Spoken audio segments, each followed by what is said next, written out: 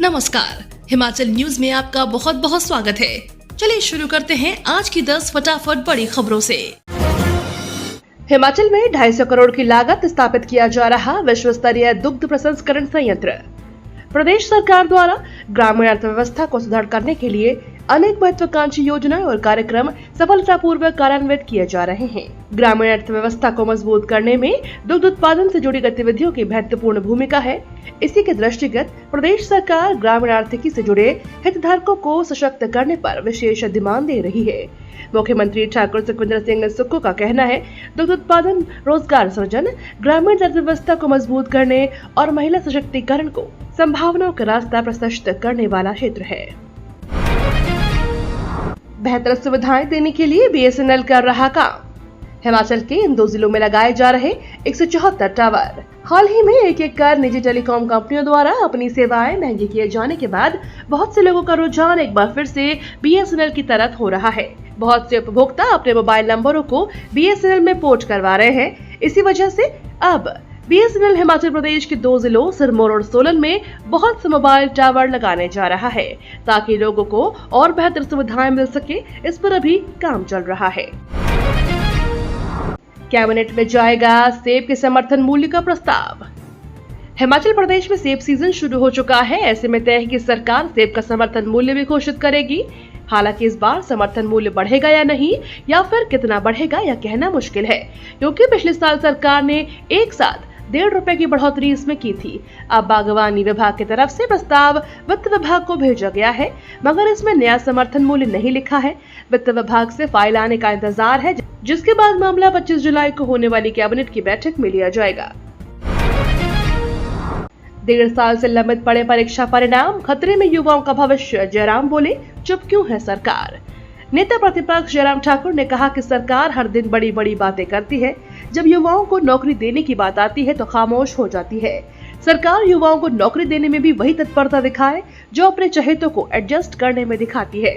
सरकार की इसी सुस्ती और नौकरी न देने की नियत से त्रस्त युवा आज सड़कों पर रहे। सरकार 1.5 साल, 1 हफ्ते, 2 हफ्ते, 4 हफ्ते का समय मांगकर युवाओं के भविष्य में खिलवाड़ कर रही है। आने वाली पीढ़ियों के लिए सुरक्षित रखना है हरा भरा भविष्य। हरित क्षेत्रों में निर्माण पर सुक्खू सरकार सख्त। हिमाचल के वन आच्छादित क्षेत्रों को विस्तार प्रदान करने और पर्यावरण संरक्षण के दृष्टिगत प्रदेश सरकार निरंतर प्राथमिकता के कार्य कर रही है। प्रदेश सरकार ने शिमला नियोजन क्षेत्र के तहत शिमला विकास योजना में संशोधन किया है। मुख्यमंत्री सुखविंदर सिंह सुक्खू ने कहा कि सरकार शिमला के सतत विकास के लिए प्रतिबद्धता से कार्य कर रही है। सरकार की इस पहल से भूमि कटाव को कम करने और पर्यावरण संरक्षण सुनिश्चित करने में सहायता मिलेगी। सीएम का फर्जी PSO बन जमाए धोस, आरोपी पर केस दर्ज। अभद्र भाषा के इस्तेमाल पर भी आरोप। मुख्यमंत्री सुखविंदर सिंह सुक्खू का फर्जी निजी सुरक्षा अधिकारी बन एक व्यक्ति ने कांग्रेस कार्यकर्ताओं को फोन करके धौंस जमाई है। आरोप है कि इस दौरान आरोपी ने अभद्र भाषा का इस्तेमाल भी किया है। सीएम के PSO अभिषेक को कांग्रेस के कार्यकर्ताओं ने इस बारे में जानकारी दी है, जिसके बाद उन्होंने मामले की शिकायत छोटा शिमला थाने में दर्ज करवाई। पुलिस ने प्रारंभिक जांच के बाद इस संबंध में आरोपी के खिलाफ केस दर्ज कर इसकी तलाश शुरू कर दी है। मिड डे मील में अब अंडा और केला। प्रदेश के स्कूलों में पहली से 8वीं कक्षा के बच्चों को मिड डे मील में अब अंडा, केला या सेब मिलेगा। प्रदेश सरकार ने मुख्यमंत्री बाल पौष्टिक आहार योजना हिमाचल में शुरू कर दी है। शिक्षा सचिव राकेश कंवर ने शनिवार को इस पॉलिसी की नोटिफिकेशन जारी कर दी है। योजना के अनुसार हफ्ते में 1 दिन बच्चों को अंडा या सेब अथवा केला मिलेगा। दरअसल केंद्र सरकार के निर्देशों पर हिमाचल में भी मुख्यमंत्री बाल पौष्टिक आहार योजना शुरू कर दी गई है। ये सभी आइटम लोकल मार्केट से खरीदनी होगी, ताकि खाना बच्चों को फ्रेश मिल सके। उप मुख्यमंत्री ने कहा, HRTC के दैनिक वेतनभोगियों का मानदेय बढ़ाया जाएगा। उप मुख्यमंत्री मुकेश अग्निहोत्री ने ऊना जिले के हरौली विधानसभा क्षेत्र के बीटन गांव में धार्मिक स्थल श्री अभेदानंद महाराज कुटिया में विभिन्न विकास कार्यों के लिए 25 लाख रुपए देने की घोषणा की है। उन्होंने कहा कि कुटिया परिसर में 25,000 लीटर क्षमता का ओवरहेड वाटर स्टोरेज टैंक भी बनाया जाएगा। अग्निहोत्री ने कहा, अभेदानंद महाराज कुटिया द्वारा शहर के लोगों के लिए जा रही सामाजिक सेवा की सराहना की।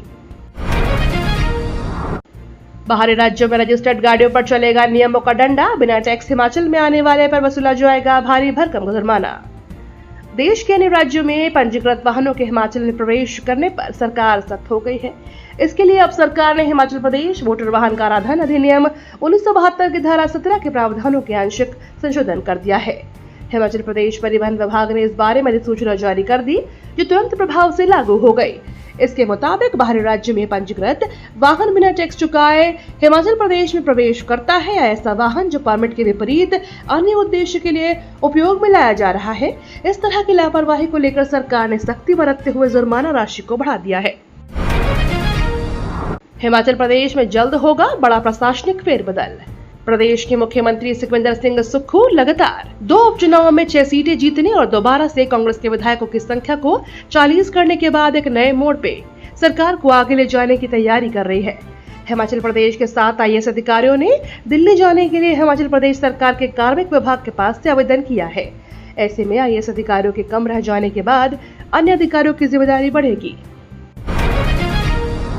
हिमाचल में शिक्षा विभाग की नई पहल, इन जगहों पर बनेंगे सरकारी बोर्डिंग स्कूल।